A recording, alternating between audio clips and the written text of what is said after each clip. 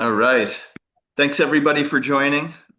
Uh, I'm going to give it one more minute before we start up, but it's a real pleasure to have my son here, Mike, Mike Antiles. And As I mentioned, probably some of you know, maybe most of you know, Mike has been in an elite commando unit in the Israeli Defense Forces. He's battled in Gaza against Hamas. He's fought in Lebanon against Hezbollah. Actually, his unit is their expertise is actually fighting in Lebanon against Hezbollah.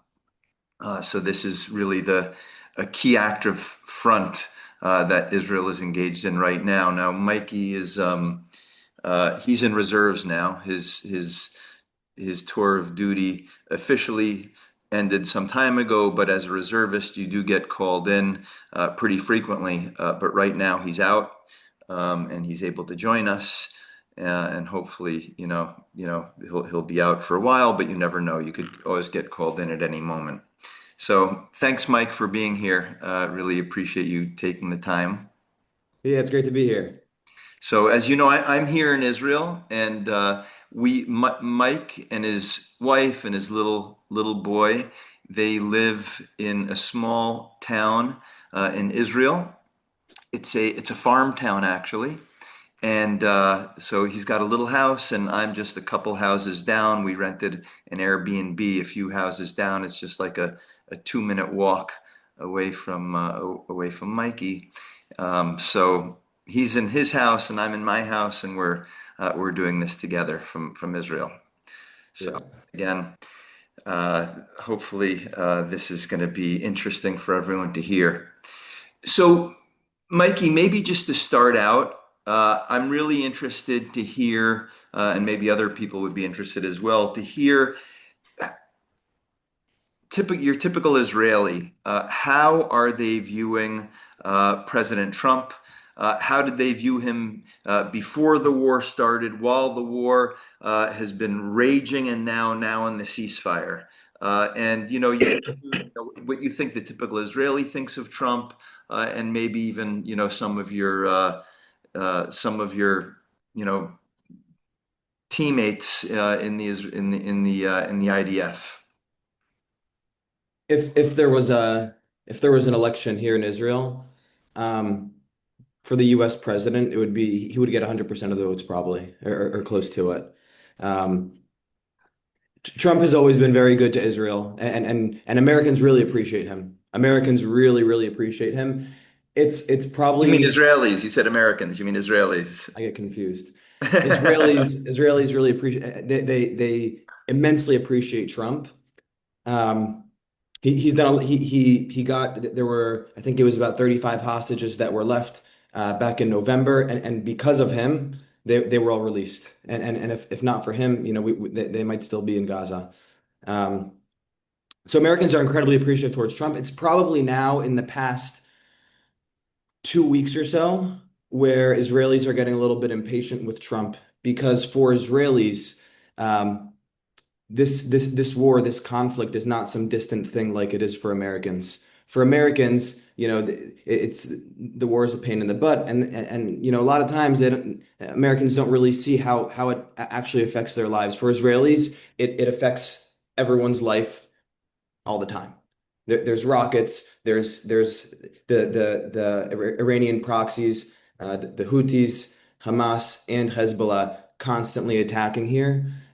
So here in Israel, it's crystal clear that the only way to actually have some kind of peace is to completely obliterate them. There's no one to negotiation is a little bit of a joke. And now when Trump is trying, I want to say almost too hard to negotiate with the Iranians, Israelis are getting a little frustrated with him. I don't want to say they hate him because that's by no means the case, but just a little bit frustrated with Trump now. Okay, interesting. Um, so it sounds like, before the war he was popular. During the heat of the war he was very popular, and now Even since more the cease popular. Since the Yeah. ceasefire, you've seen a decline in his popularity. It's Yeah. interesting.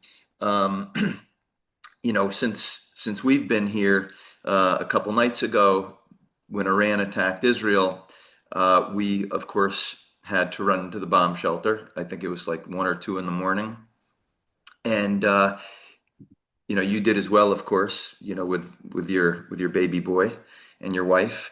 Something that really struck me is, we're in the bomb shelter with a lot of people from the community. It's not, at least in this area, not every house has its own bomb shelter. So it's almost like a neighborhood bomb shelter. You run over to the bomb shelter, you're there with dozens of other people, and everyone was so good spirited, and people were smiling, uh, laughing, um, being warm to one another. And at the same time, we heard the explosions up in the air above us as Iranian missiles were being intercepted by the Israeli defense systems. And I was just in my mind just contrasting that with Americans. You mentioned Americans don't really know what it's like to be at war. Certainly not at war when it's all around you. Your father, your brother, your cousin, um, they're at war. They're fighting, and yet Israelis are somehow so incredibly resilient, and we in America complain about the high price of oil, and complain incessantly. And it just really struck me. I mean, this is something I've always known, but to sort of be living it and seeing it firsthand, the resilience of the Israeli population is just so striking. And maybe it's unique in the world. So do you Yeah. see that? Do you see you grew up in America. Now you're living in Israel. You're an Israeli. Do you see that contrast between Americans and Israelis? Yeah. I mean, thank God in the US there's no enemies next door. So there's never been a war really on American soil. When it's a war on your soil, especially in the Middle East, the only way to get to peace is through war. So every time another conflict breaks out, Israelis have an understanding that, you know what, like if we can just go all in, if we can really just completely obliterate them, then this might be the last one. Um, so every Right. time it breaks out again, there's a little bit of hope that that's the case, and we'll finish them off this time. It's a big contrast. You can see it not only in the Trump administration, but every single president that came before Trump. There's this concept in the United States where we think that in order to bring about peace, you need to de-escalate.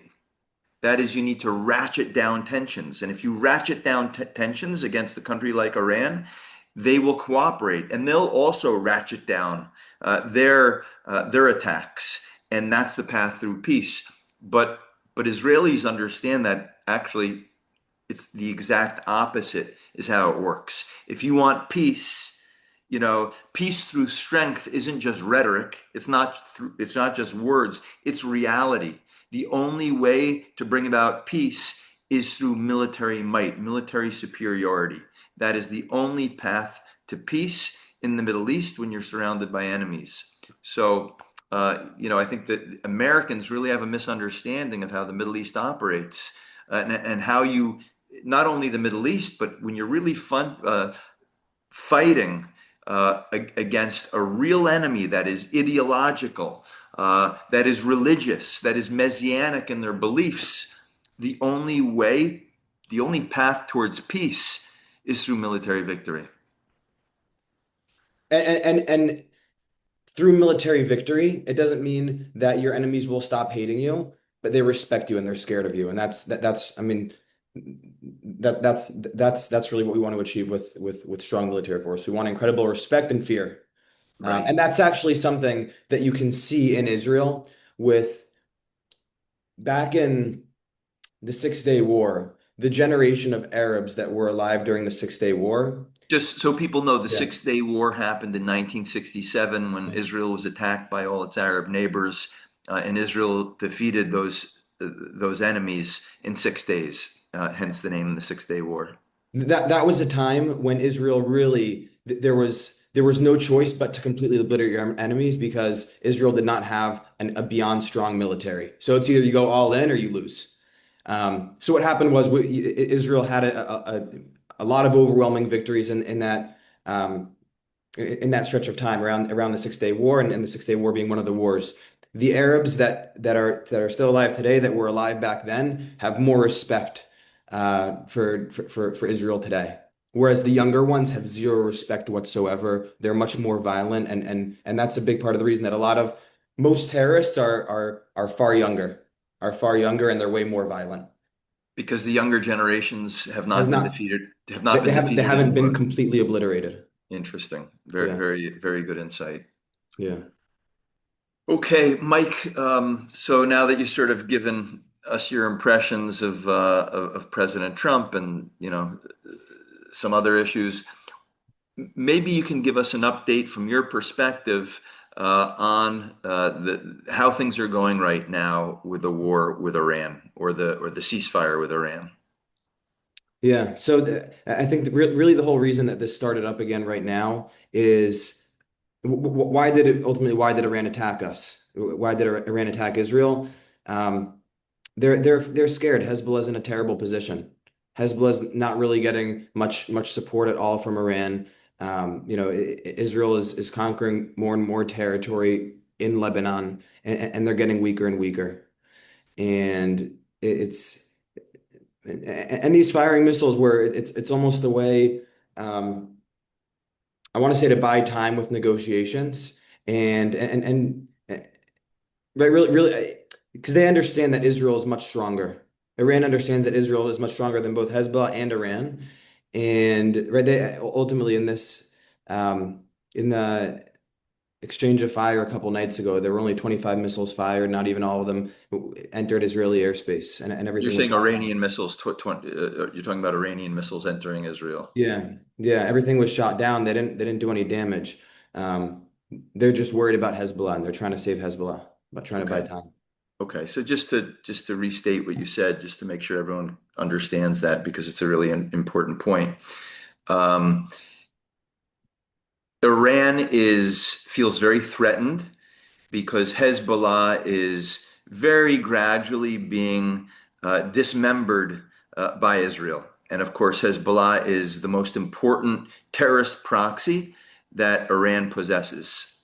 And Hezbollah has been striking Israel relentlessly, really since October 7th, 2023, when Hamas invaded Israel from Gaza. Hezbollah joined the war, has been attacking Israel, and Israel has been striking Hezbollah relentlessly, trying to really dismember that terrorist organization. And now Iran really feels threatened because its major proxy is being weakened uh, every single day. Uh, so with that, Iran jumped into the fray and is decided to strike Israel um, to try to prevent Israel from succeeding in its continued dismemberment. Something I would add on to that, and I think it's critical. This isn't just a military ploy by Iran, because Iran knows very well that it can't defeat Israel militarily. Hezbollah, in the short run, can't defeat Israel militarily. So I think what they're trying to do is create a divide between the United States and Israel. Iran has stated very clearly that if Trump really wants a peace deal, then Israel has to stop attacking Hezbollah. Okay? Now, if Hezbollah is attacking Israel and Israel strikes back, that's going to frustrate Trump because Trump is desperate at this point for a peace deal. So Iran is blaming Israel. They're saying the only reason we're striking Israel is because Israel's striking Hezbollah. And Mr. Trump, if you want peace, if you want your deal, you have to restrain Israel and prevent them from attacking Hezbollah. Now, of course, Israel would have to be absolutely crazy to not strike Hezbollah because Hezbollah is striking Israel. But this is the strategy of Iran, and it's actually brilliant, right? It's brilliant because it's kind of working. It's kind of working. Uh, Trump has said now, CNN counted this. They counted that there's been 37 different occasions where Trump has said we're on the verge of a deal, of a peace deal. And I actually think it's more. I think CNN is probably undercounting because it's almost on a daily basis now that Trump is claiming we're on the verge of a peace deal. Um, and you have, J.D. Vance now becoming more and more vocal as Israel has been striking Hezbollah, and J.D. Vance seems to be buying into Iran's narrative, saying, look, our interests, U.S. interests, may diverge. They may diverge. We want peace. Israel doesn't seem to want peace. And what's the evidence that Israel doesn't want peace? Because they're hitting Hezbollah. So Iran is playing this up until now very, very intelligently. They're a master at this game, where the Americans were like almost shockingly naive, uh, shockingly naive. But it's interesting, perhaps something changed this morning. Perhaps something changed this morning because Trump came out and he sent a message on Truth Social saying that Iran has been, very close to a deal, but now we may have to just start striking Iran because they're tapping us along, and Trump's sort of indicating I'm tired of it. And then in an interview he gave with Troy Yanks from Fox News, it wasn't an interview, it was a private phone call. But Trump said to Troy Yanks, and Troy Yanks, went on Fox News and told us exactly what Trump said, is that Trump is now considering striking Iranian power plants and bridges, and that Iran perhaps missed the chance for a deal, and they will pay dearly. Now, we've heard this time and again from Trump, so his words don't necessarily have any credibility.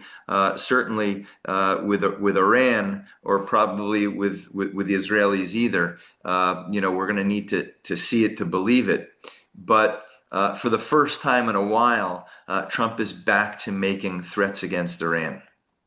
The question in my mind is what shifted? Why has Trump, just today, maybe taking a step back? Just yesterday he was saying we're on the verge of signing a deal. A deal could be signed Monday, Tuesday, or Wednesday of this week. J.D. Vance said the same thing yesterday. And now Trump is changing, shifting a little bit. What happened? And it's hard to know. It could be that Iran launched a bunch of missile barrages at American bases in 3 countries, including Jordan and some of the other Gulf countries, some of the other countries in the Gulf. So maybe Trump sees this and he's realizing that his total commitment to a peace deal is sort of backfiring, and it's actually causing the opposite effect.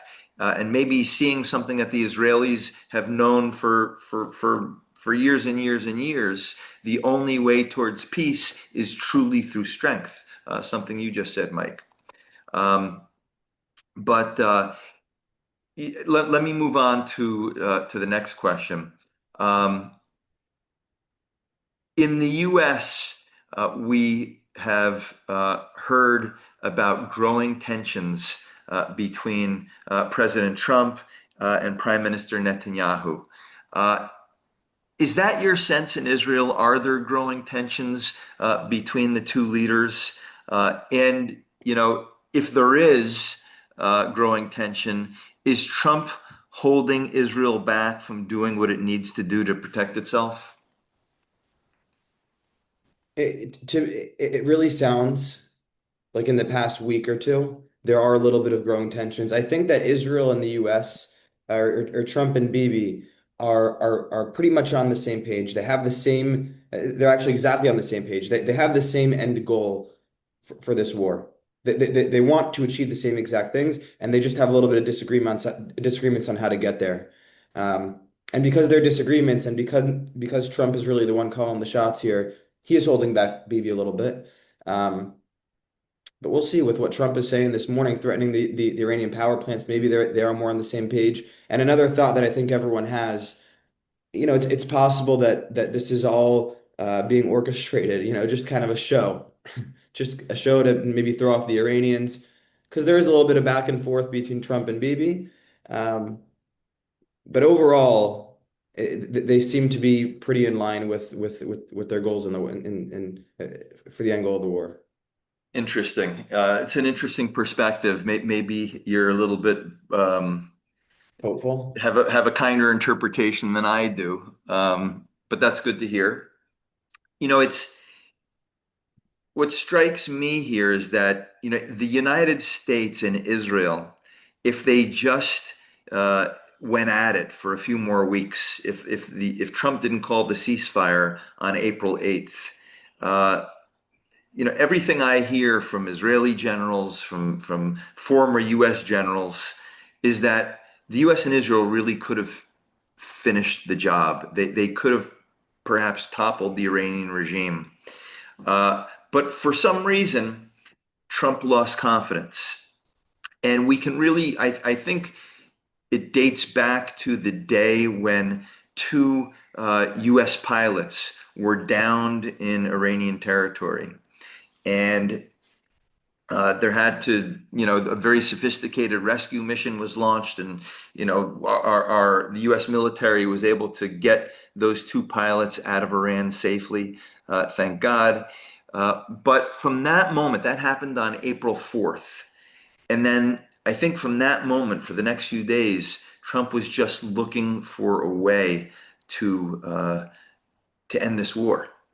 And I think one of the reasons for that is, Trump was a young man in 1979 when the Iranians took over the U.S. embassy and, launched the Iranian Revolution, and this regime, this theocratic regime, took power. And in 1980, months after the revolution, Jimmy Carter attempted a rescue mission. He tried to get our hostages that were being held in the U.S. embassy. He tried to get them out. And three U.S. helicopters were caught in a dirt storm, a sandstorm in the desert. And that derailed the entire mission. Carter canceled that mission. And as our military was pulling out, there was a crash. A few of our helicopters crashed into a U.S. airplane, and we lost. I think it was something like six American soldiers, and that incident really ended the Carter administration. He never was able to recover from that disaster. And I think that memory is seared in Trump's mind. And when we almost lost two pilots on April 4th, I think he was desperate to get out. Now, you combine that with some really, I think, poor political advisors, geopolitical advisors that Trump has on his team.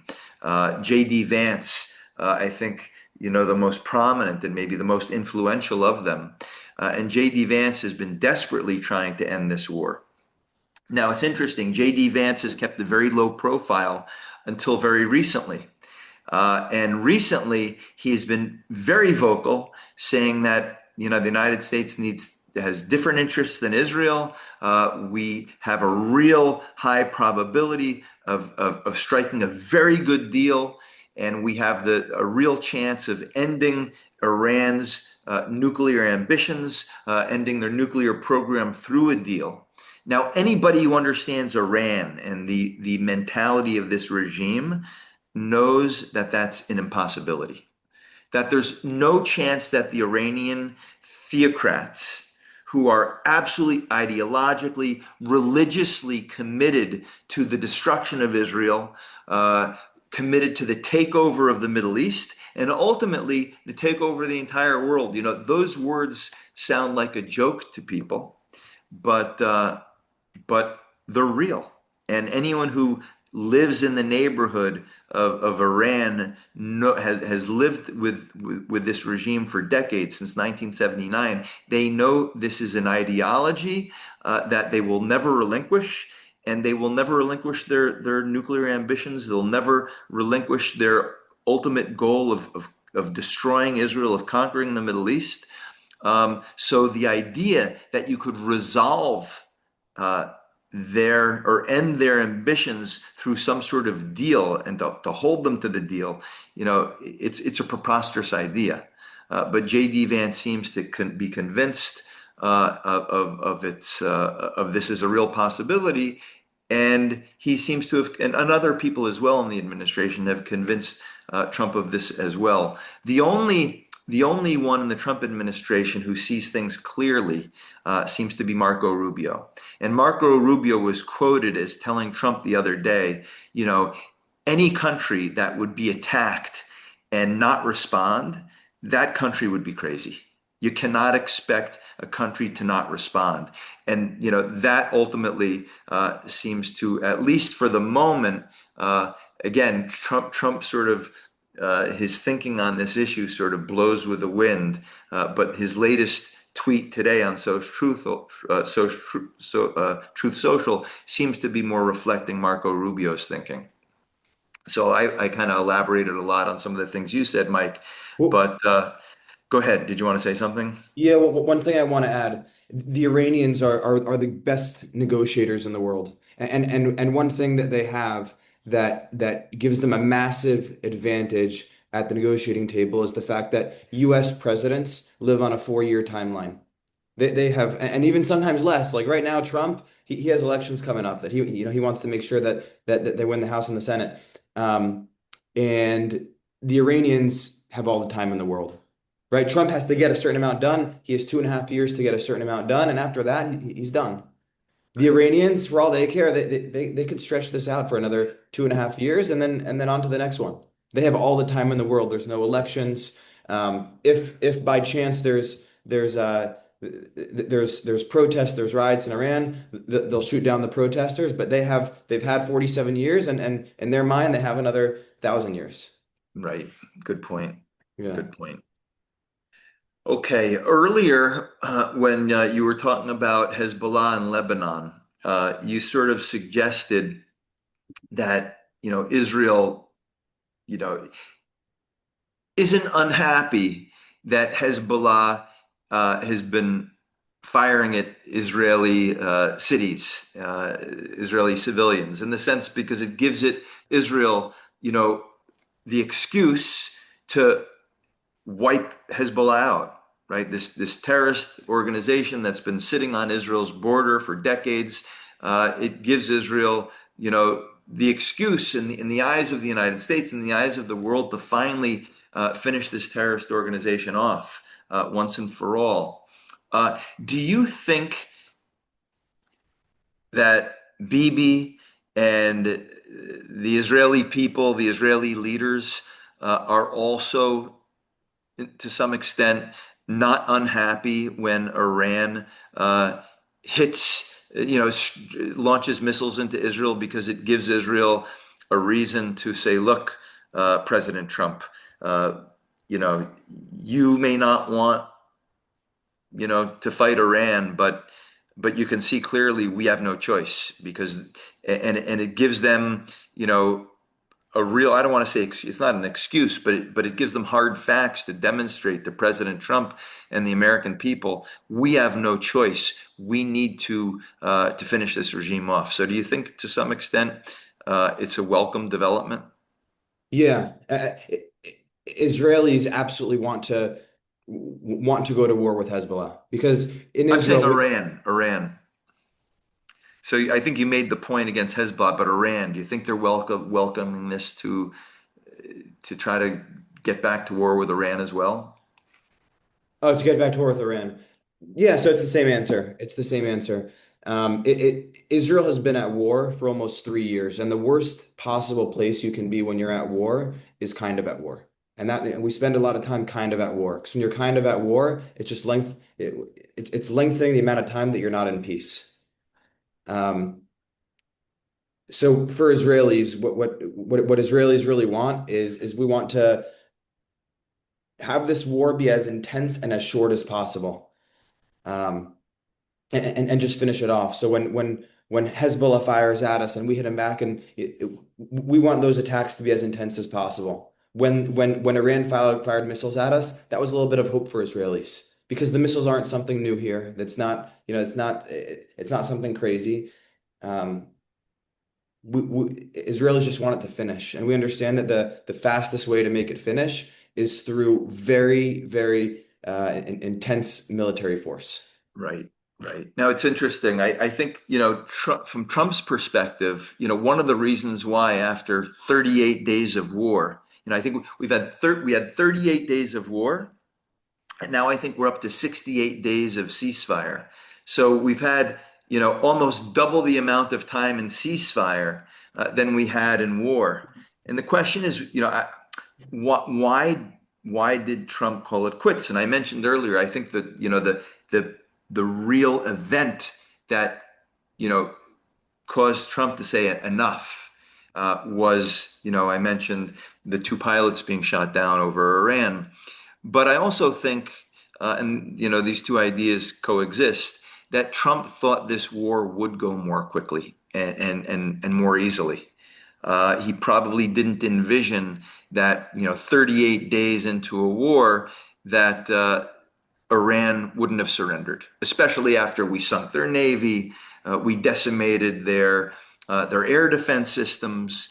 They have no air force any longer. A large percentage of their missiles had been taken out. So, again, this sort of speaks to the Trump administration's naivete about how radical Islam actually works. He thought they would wave the white flag and say, "We're done. You win."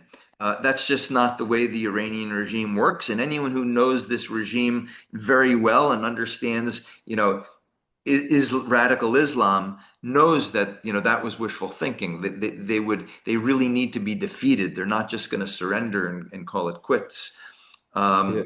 right? So, There's no such thing as a white flag. It doesn't right, exist. In Gaza, we completely decimated them. We have 60% of their land, and there's no white flag. It right, doesn't right, exist.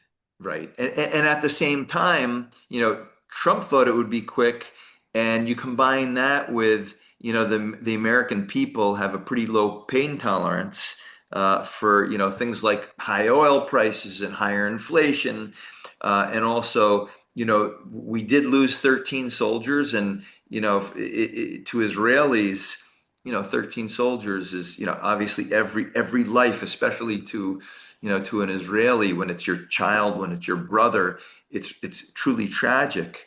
But Israel loses soldiers constantly. Um, but to Americans, and reading it in the headlines, it becomes, again, with our low pay tolerance, it becomes it brings a lot of complaints from the American public. So these are all reasons why Trump kind of said enough is enough. But I think he's also surprised. When Trump says we're so close to a deal, it could be signed any day. I don't think it's a game. I don't think it's 3D chess. I think he really believes it. And then when the Iranians say, "Are you kidding me? No deal. We're not interested in a deal. You need to give us absolutely everything we want, which includes our right to enrich uranium so we can have a nuclear weapon." Trump is just stunned by that. He thinks we're strangling them economically, we're beating them militarily. How is it? Because they're not Americans, they're not Western. Their pain tolerance is unlimited. They're not fighting a war that they think they can win in 2 months. They're in this for 100 years, 200 years, 300 years, for as long as it takes. So it's a completely different mentality, a different mindset that even Trump doesn't seem to comprehend. Right. Um, so just to move on to another question I have for you. I saw that, and I don't know if anyone here saw this news. This may just be, in the Israeli newspapers, but a Hezbollah terrorist actually made it into Israel yesterday. Somehow got through the Lebanese-Israeli border, and it brings back memories of Hamas getting through, Israel and slaughtering and kidnapping so many people. Um, how concerning is this? Hezbollah terrorist. Someone must have been from the Radwan forces. They're elite. I assume it Yeah. is their elite military commando unit. How concerned are you about this? I don't think it's concerning. If you go to northern Israel, southern Lebanon, the terrain is crazy. It's all trees, it's forests. In order to completely secure the border, you need to build a big wall. And that's obviously not the case right now. It's not concerning. And he was pretty much killed immediately. One terrorist crossing the border. Yes, it's scary. It is scary. But if you think about it, I mean, he knew he was dead. He didn't think he was going to get into Israel and then kill thousands and thousands of people. He knew at best maybe he kills one person, and he didn't, thank God. Um, Okay, and that kind of thing happens, and that's something that that it can happen any moment, and you're always prepared for it as a soldier. okay, okay. Yeah. Um, Now, another interesting development, or not so interesting, but I guess interesting, because the Houthis, who are a terrorist group that operate out of Yemen, uh, they have stayed on the sidelines throughout all of this war. And most experts have thought, okay, the Houthis, they're afraid. They're afraid. They know that the Israelis will decimate them, so they didn't want to join in. But the other day, missiles were launched from Yemen by the Houthis to Israel. Those missiles were also intercepted. They didn't do any damage, but this is new, right? This is new. The Houthis had stayed away. Uh, will Israel strike back against the Houthis? They've got a lot on their plate. They're dealing with Hezbollah. They're dealing with Hamas. They're obviously missile exchanges with Iran. Do you think that Israel is now going to have to start battling the Houthis to put them down? I think right now that's probably the least of our concerns. There's a there's a joke in Israel that when it's Houthi missiles, you stay in bed. If it's Iranian missiles, then you go to the bomb shelter. Very very rarely do they do any damage. They're always intercepted. Thank God. It's a problem that I think that it's probably the least of our problems right now. They're far away. You're the number one problem that we want to handle right now is Hezbollah because our hands are tied with Iran. If our hands weren't tied, the number one priority is Iran, because once Iran is done, once the Iranian regime falls, then Hezbollah and the Houthi problem, and Hamas, it's a much easier problem to solve. So right now the priority is Hezbollah because that's literally on our border. Um, and then ultimately, we now have a massive advantage with the Houthis in that, I don't know this for sure, but I would be surprised if there wasn't some kind of IDF base or some kind of presence in Somaliland, and that makes hitting the Houthis much easier. But I don't think it's a priority. It's not a massive priority right now. We can shoot down their missiles, and we're more focused on Hezbollah than Iran. Okay, interesting. So that's interesting. You mentioned about Somaliland. Somaliland is a small territory that Israel recently, a few months ago, established diplomatic relations with Somaliland.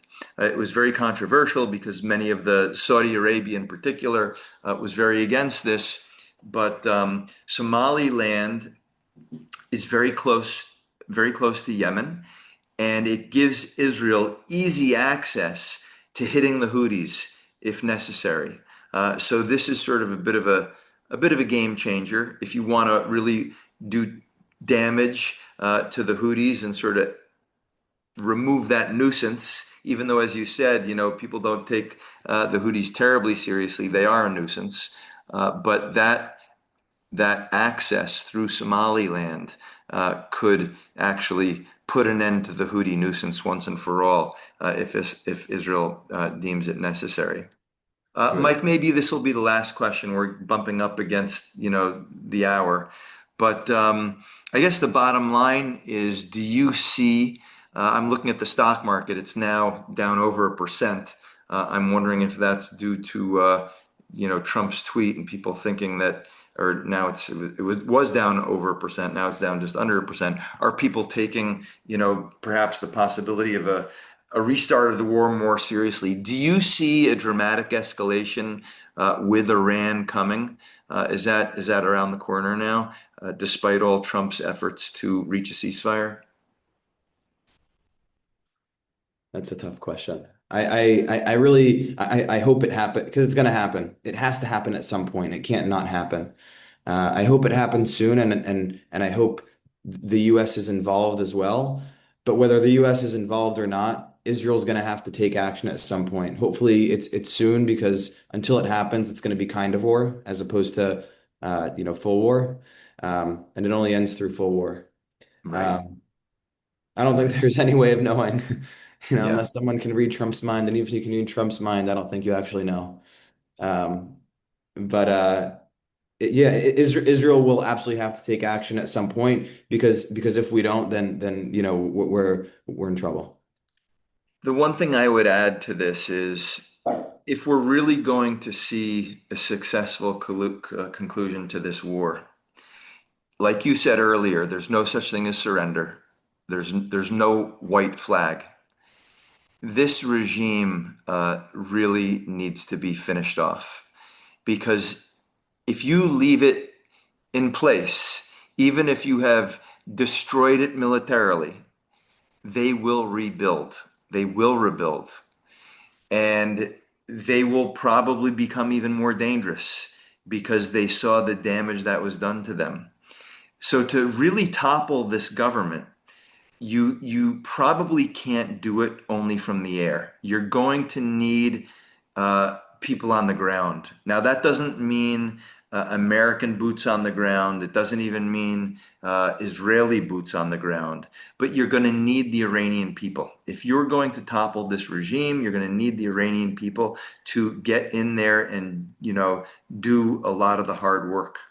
Now, I want to say that the initial plan that I know the Israelis proposed this plan, and there were a lot of people in the U.S. defense establishment that were on board with the plan. But the plan was to arm Kurds that live in Iran. There's a reasonably sized Kurdish population in Iran. The Kurds, by the way, have been a close U.S. ally and an Israeli ally in countries like Syria and Iraq. They're incredible fighters. And the idea was we would arm the Kurds, among other people as well, in Iran, in order to help us topple the regime. Now, there was a leak the other day that I saw and I'm pretty confident it's accurate. That J.D. Vance, I'm really throwing him under the bus today, but I think for good reason. That J.D. Vance opposed this plan. And he leaked the plan to the president of Turkey, Erdogan. Now, Erdogan, he's another Islamist. He's a really bad guy, and Vance knew that Erdogan would oppose the plan, which is why he leaked it to Erdogan. Erdogan has a deep-seated hatred of the Kurds, and Erdogan contacted Trump, called up Trump, and for whatever reason, Trump has some sort of respect for Erdogan. It's hard to explain, but he does. And Erdogan convinced Trump to abandon this plan to use the Kurds to topple the Iranian regime. Now that was probably a major mistake by Trump. But Erdogan convinced Trump that it was a dangerous plan, that it wouldn't succeed, and Trump abandoned the plan. Um, but again, if you're going to succeed, if this plan is going to work, you need to empower the Iranian people. And I mentioned this plan with the Kurds because this was something that was very feasible. It could have been activated, and hopefully they have other plans to activate the Iranians, to support the Iranians, because the only way you're going to get victory and ultimately achieve peace and then make a real deal, not a deal with this Iranian regime, but a new Iranian regime that is not ideological, that is not radical, that doesn't practice and preach radical Islam, but reasonable people. Then you can have really a very good relationship between the United States, Iran, and Israel, and you can begin to really create a new Middle East that can survive and be a force for peace in the world. And by the way, just maybe on a final note, uh, China's watching, right? China's watching, Russia's watching. And if we make a weak peace, a weak agreement, a weak deal, that's going to be seen as a real triumph by the Iranians. And it's going to embolden the Chinese. It's going to embolden the Russians that they can get away literally with murder in the world. And the United States, even under President Trump, Mike, this is something that you and I talked about the other day. The strongest, most dangerous president in the world, Donald Trump, backed down to the Iranians. And if Donald Trump backs down to the Iranians, the next president of the United States is going to be far weaker, far, be much less ready to use military might in the world. It's going to embolden our enemies. So this is a very, very crucial moment.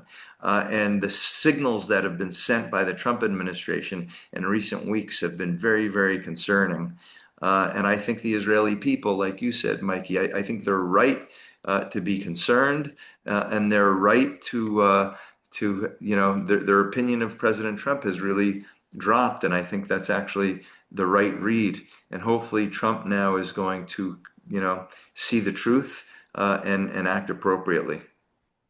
So, Yeah. anything else from you, Mike, before we wrap it up? No, I mean, the whole world is watching. The whole world is watching, and if he, I think it was courageous of him just to go in and actually start this war with us. Go in with Israel and start the war against Iran. Um, but if you don't finish the job, then I would argue that it's the world, the U.S., Israel will end up being far worse off than it would have been than if there was no war at all. It has to be finished off. Unless if it's not finished off, Iran knows they're good. Right, It's a they know they're good for the next 100 years. right, right. Yeah. Okay. We'll take a question or two if there are any questions. Hey, Mike. Hey, Seth. Hey, Seth, Neil. I asked you this before, and I guess I'm just stuck on it.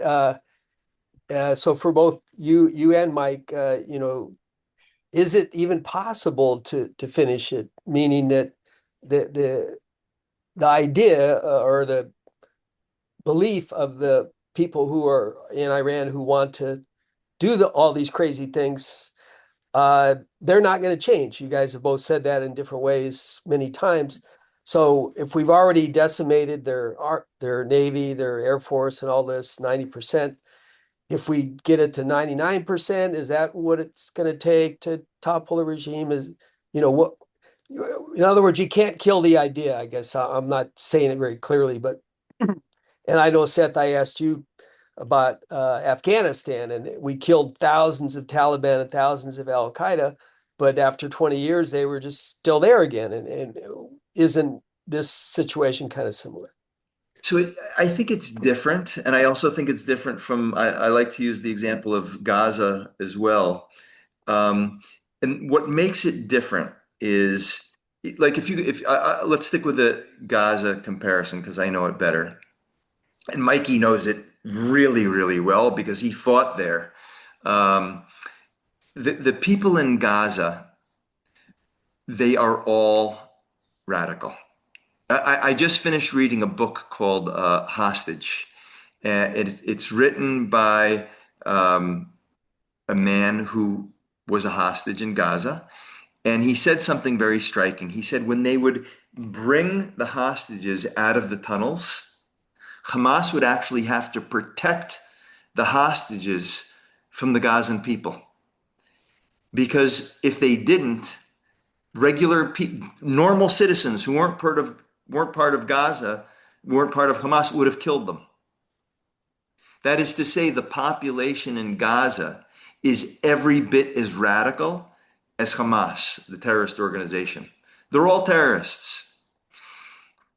So you have nothing to work with in Gaza. You have nothing to work with. Or Iran is a completely different situation where something like 85 to 90% of the population sees the government of Iran as a foreign entity sitting on top of a country. So that's completely, you have a population that wants to fight. They're saying, arm us, support us. We will be your boots on the ground. So and that's why I say that the key to toppling this regime is activating the people and giving them support.